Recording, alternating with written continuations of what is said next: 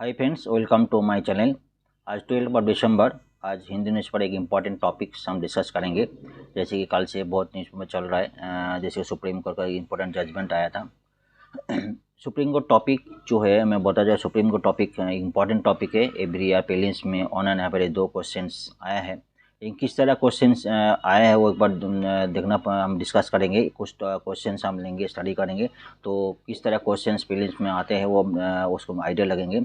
सबसे पहले कल का जजमेंट में ऑन एन एक समरी देख लेते हैं, क्या जजमेंट में क्या हुआ था। एक्चुअली कल जजमेंट में सुप्रीम कोर्ट जो है प्रेसिडेंट वैलिडली से जो 2019 में प्रेसिडेंट का जो प्रेसिडेंट ने 2000 आर्टिकल 370 को एबोलाइज किया था, उसके ऊपर सुप्रीम कोर्ट उन्होंने अपील किया था। जो validly exercise power to removing special privilege under article 370 जो है जम्मू कश्मीर को, स्टेट को स्पेशल प्रिविलेज था, उसको रोका गया, उसको एबोलाइज किया था। और जो यूनियन टेरिटरी लद्दाख को यूनियन टेरिटरी दिए थे, घोषित किया था। Decision to carve out the union territory of Ladakh is valid, top court at this point में ऐड किए थे। और जो एक सुप्रीम कोर्ट ये भी बताया जो है, to seek the restoration of statehood of Jammu Kashmir at the earliest election by September 30, but अगले साल 2024 तक वो इलेक्शन करने के लिए बताया था। कुछ पॉइंट हम डिस्कस करेंगे, उसके बाद प्रीवियस क्वेश्चंस देखेंगे, क्योंकि ये टॉपिक सुप्रीम कोर्ट टॉपिक हर साल क्वेश्चन आते हैं। अगर थॉरोली आप नहीं देखेंगे तो अटेंड करना मुश्किल पड़ जाएगा। ये बताइए, जो constitution bench supreme court on Monday जो chief justice of India head किया था, unanimously upheld the power of president to abrogate special status Jammu Kashmir under article 370 जो आर्टिकल एबोगेट किया था, जो प्रेसिडेंट एबोगेट किया था, ये सुप्रीम अपील किया था। एंड इसमें ये भी बताया जो रीऑर्गेनाइजेशन फुल प्लेज स्टेट में जो यूनियन टेरिटरी जो जम्मू कश्मीर का जो यूनियन टेरिटरी रीऑर्गेनाइजेशन जो है, उसके स्पेशल प्रिविलेज को उसको बढ़ा दिया था, उसको बंद किया था। इसको सुप्रीम कोर्ट ने अपील किया था। 5 जज बेंच ये भी बताया जाए तो court supreme court held power, जो प्रेसिडेंट का जब पावर यूज़ किया था स्पेशल सर्कमस्टांसेस तो वारंट स्पेशल सॉल्यूशन जो है, इसको उन्होंने सुप्रीम कोर्ट अपना सम्मति जनाई। And president could unitarily issue a notification that article 370 cease to exist. इसको बड़ी बात है, प्रेसिडेंट जो अपना जो आर्टिकल 370 को सीज किए थे, उसको एबोलिश किए थे, उसको प्रेसिडेंट ने सुप्रीम कोर्ट ने अपना अपील किए थे। और एक पॉइंट है, court had said the president decision 2019 एक culmination of gradual and collaborative exercise spread over the last 70 years जो है। एक्चुअली 370 जो आर्टिकल था, एक तो टेम्पोररी बेसिस में था, परमानेंट नहीं था। उस टाइम का सिचुएशन ऐसा था जिसमें 370 आर्टिकल लागू किया था, लेकिन वो टेम्पोररी बेसिस में था। बिटवीन ये भी पता, जो लास्ट 70 ईयर में जो कोलैबोरेटिव एक्सरसाइज था, उसमें centre and state integrate Jammu Kashmir with union, centre तो with the state of Jammu Kashmir union के साथ स्टेट करने के लिए जो डिसीजन लिया गया था, वो अपील सुप्रीम कोर्ट अपील किया था। एक कुछ पॉइंट था, मेनली हम एक जजमेंट है। मेनली जो क्वेश्चन मेरा टारगेट है, मेरा कोशिश ये है किस तरह क्वेश्चन आता है, जैसे आप लोगों को ये समझ में आए किस तरह ट्रेंड कैसा है, उसको कैसे पढ़ना है, तो क्वेश्चन किस तरह आएंगे वो एक उसमें आइडिया लगेंगे। एक क्वेश्चन आया था 2023 को, बहुत क्वेश्चन जो है बहुत लॉजिकली क्वेश्चन है। अगर कॉन्सेप्ट अगर बार बार बोलता है, कॉन्सेप्ट वो क्लियर ना हो, अगर थोरोली अगर जो बुक्स है, थ्योरी जो बुक्स अगर नहीं पढ़ेंगे तो ये क्वेश्चन अटेंड नहीं कर पाएंगे। एक पॉइंट बता the statement 1, if the election of the president of India is declare void by the supreme court of India, मतलब जो सुप्रीम कोर्ट अगर ऐसा प्रेसिडेंट जो है इलेक्शन हो गया, लेकिन ऐसा टाइम आया सुप्रीम कोर्ट प्रेसिडेंट का इलेक्शन था, उसको वॉइड किया, उसको उसको वॉइड कर दिया, तो all act done by him or her in the performance of duties of his or office president before the date of decision become invalid. अगर सुप्रीम कोर्ट ऐसा देखे जो प्रेसिडेंट का इलेक्शन हुआ था, उसको ऐसा कुछ टाइम में उसको इनवैलिड कर दे, तो प्रेसिडेंट उसको ऑफिस में जो भी डिसीजन, जो भी एक्ट पास किया गया, वो इनवैलिड हो जाएगा। मतलब ऐसा बताया, जो सुप्रीम कोर्ट जिस तारीख से डिसीजन लिया, उसको पहले जो भी एक्ट पास किया, उसको इनवैलिड, एक क्वेश्चन है, स्टेटमेंट 1 है। दूसरा, election of the for the post of the president of India can be postpone on the ground of some legislative assembly, कोई कुछ अगर लेजिस्लेटिव असेंबली, विधानसभा असेंबली अगर कोई पोस्टपोन हो जाए, कुछ असेंबली डिजॉल्व हो जाए, तो प्रेसिडेंट का जो इलेक्शन वो बंद, इलेक्शन जो है पोस्टपोन होगा कि इसको ऐसा क्वेश्चन किया। When a bill is presented to the President of India, is the Constitution prescribed time limit within he has she has declared his or her assent। अगर कोई बिल प्रेसिडेंट का सामने पेश किया गया तो गवर्नर का टाइम में सेम केस हुआ था, काफ़ी चर्चा में था। अगर कोई असेंट देने में कोई पर्टिकुलर टाइम फ्रेम दिया गया एक क्वेश्चन से। तीनों स्टेटमेंट बहुत लॉजिकली है, अगर थोड़ा बहुत अगर ध्यान से पढ़ेंगे तो जो थ्योरी बुक्स है तो इसमें क्वेश्चन अटेंड करेंगे, एक नहीं और 2-3 क्वेश्चन अटेंड करेंगे तो आपको समझ में आ जाएगा। इसका देखेंगे, एक्सप्लेनेशन हम देंगे। अगर जो if the election of person of a president or vice president is declared void by supreme court, the act done by him in the exercise the performance of the power of and duties office of president vice president as the case may be on or before the date of decision of supreme court shall not be invalidated।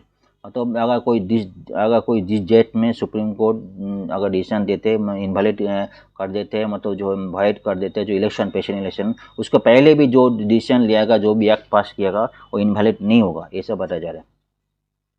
नहीं, statement एक correct नहीं है, समझ गया ना, आपको समझ में आ रहा है। जो तो कोई भी डेट में अगर सुप्रीम कोर्ट ऐसा कोई डिसीजन देते जो प्रेसिडेंट इलेक्शन हुआ वाइड कर देते, उसको पहले जो एक्ट पास किया गया प्रेसिडेंट और उसका ऑफिस वाइस प्रेसिडेंट वो वैलिड रहेगा, लेकिन उस डेट के बाद वो इनवैलिड रहेगी जिस दिन में सुप्रीम कोर्ट डिसीजन दिया है।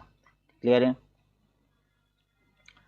सेकंड स्टेटमेंट देखेगा, कोई कुछ सम अगर असेंबली लेजिस्लेटिव असेंबली अगर कोई डिजॉल्व हो जाए तो सुप्रीम कोर्ट का जो प्रेसिडेंट का जो इलेक्शन जो है वो ऐसे बंद होगा क्या, प्रेसिडेंट पोस्टपोन होगा कैसे कोई बताया जा रहा है। When assembly is dissolve the members is to be qualified to vote in the presidential election even if fresh election to the dissolve assembly are not held before the president election.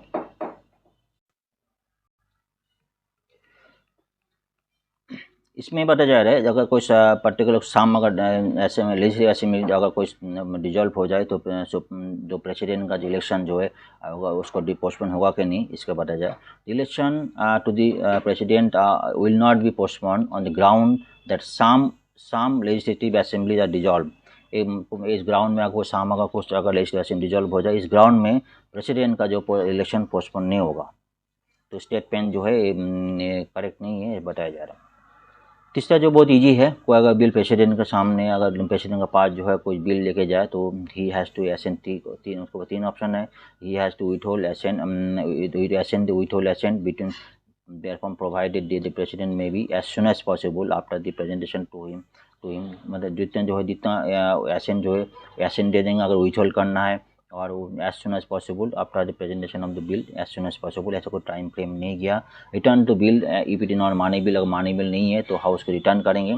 तीनों option है, withhold कर सकते हैं और as soon as and that the president में as soon as possible after the presentation to him, ये दोनों question है, ऐसे कोई टाइम फ्रेम नहीं है। ये तो 3 नंबर जो है ये करेक्ट नहीं है, ये बताया जा रहा है। तो हमारा जो क्वेश्चन था एक बार देख लेंगे, क्वेश्चन से हम एक बार देख लेंगे तो क्लियर हो जाएगा। 3 स्टेटमेंट था, जो पहले जो स्टेटमेंट क्लियर है, तो अगर तीनों जो है नन ऑफ दी करेक्ट नहीं है, तीनों जो है इनकरेक्ट है, तो हमारा जो आंसर जो डी इज करेक्ट। एक क्वेश्चन और लेंगे तो और क्लियरिटी ज़्यादा होगा। With the provision to safeguard the autonomy of supreme court of India, ये 2012 में आया था। While appointing the Supreme Court judges, President of India has to consult the Chief Justice of India। तो सुप्रीम कोर्ट जजेस का जो ये consult appointment करने के लिए प्रेसिडेंट जो है चीफ जस्टिस इंडिया कंसल्ट करेंगे, एक नंबर 1 है। दूसरा है सुप्रीम कोर्ट जजेस can be remove by the Chief justice of India only, ये नंबर 2 है। बोलेंगे सैलरीज ऑफ जजेस are change on the consolidated fund of India to which the legislator does not have to vote। एक तीन है। चौथा है the all appointments of officer and staff of the Supreme Court of India are made by government only after the consulting the Chief Justice of India। 4 चौथा point है। इसके बाद देख लेंगे किस तरह के हर क्वेश्चन जो है वो लॉजिकली क्वेश्चन है, इसका कोई डिटेल याद रखने की जरूरत नहीं। लॉजिकली एक किताब जो है वो थॉरली पढ़ लेंगे तो इसका जो लॉजिकली समझ में इस क्वेश्चन इसी तरह पे आएंगे। स्टेटमेंट 1 जो बोला, द जजेस of supreme Court appointed by president which means that the cabinet in consultation of the member of the judiciary self, जो है स्टेटमेंट 1 इज करेक्ट है। जज Supreme Court appointed president with consultation of judiciary, Supreme Chief justice India से जज करने के बाद उसको अपॉइंटमेंट होता है। स्टेटमेंट 2, सुप्रीम कोर्ट जज can be remove from the office by order of president. The President can order the removal of Supreme Court judge only after the address by Parliament has been presented to him। कोई भी अगर supreme Court जज remove करना है तो president करेंगे, जो discussion का जो पार्लियामेंट जो डिस्कशन करने के बाद जो डिस्कशन है, तो स्टेटमेंट 2 इज इनकरेक्ट है। स्टेटमेंट 3 इज बोले salaries and allowance and present of pension of जजेस and staff as well as all the administrative expenses of the supreme court are charged on the consolidated fund of India, thus they are not non-votable by President Parliament। ये correct है। Statement 4 जो था, Chief justice of India can appoint officer and servant of this Supreme Court without any interference from the executive, he can also prescribe their condition and service, incorrect है। ये 4 question है, ये देख लेंगे। इसमें जो पॉइंट है हमें देख लेंगे, all the appointment officer staff and supreme court of India made by government नहीं है, चीफ जस्टिस ऑफ इंडिया करते हैं। एक पॉइंट क्लियर हो गया।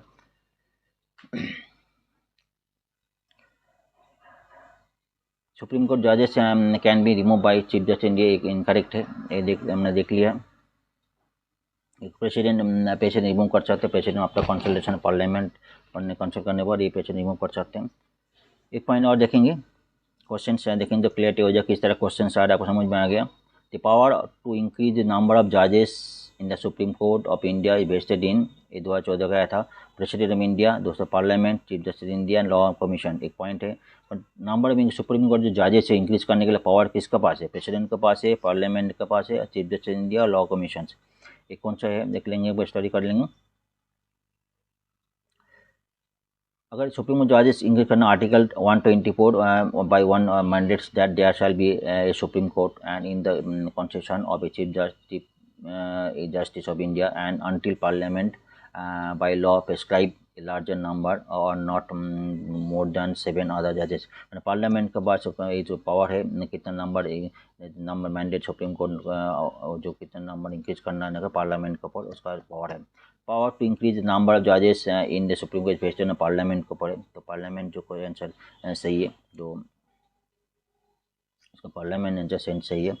एक कुछ पॉइंट है, कुछ क्वेश्चन है, प्रीवियस क्वेश्चन सुप्रीम कोर्ट को, सुप्रीम कोर्ट जो टॉपिक इटसेल्फ बहुत इंपॉर्टेंट टॉपिक है, जैसे कि प्रीवियस गवर्नर को टॉपिक आता था, कभी क्या बात है कुछ काल का हम डिस्कस किया था, जो क्लाइमेट चेंज जो है एक पॉइंट बहुत इंपॉर्टेंट, हर साल 1 से 2 क्वेश्चन आते हैं। एक कुछ इंपॉर्टेंट टॉपिक है, बहुत ध्यान से पढ़ेंगे, जिसमें जो आपको हम हर टाइम बता देते, आपको जो कुछ पॉइंट है, कुछ क्वेश्चन जो है अगर 100% में तो 40% आपको जो है बिल्कुल सॉलिड होना चाहिए। 40% क्वेश्चन कितना भी टफ हो, आपको 40% कौन होना ही होना। तो ये अगर ये ध्यान देगा, अगर कुछ बेसिक क्वेश्चन बेसिक बुक्स अगर ध्यान से पढ़ेंगे तो 40% का, बाकी जो रेगुलर आप रेगुलर जो पढ़ेंगे तो रेगुलर से आपको और धीरे धीरे और रखना, लेकिन 40% आपको कन्फर्म होना चाहिए। 40% को कन्फर्म हो जाएंगे, बाकी जो है 20% जो है आपको कन्फर्म हो जाएगा। एक कुछ पॉइंट है, तो नेक्स्ट आर्टिकल हम डिस्कस करेंगे, नेक्स्ट जो टॉपिक हम डिस्कस करेंगे सेपरेट हम अपलोड करेंगे, ठीक है। Thank you.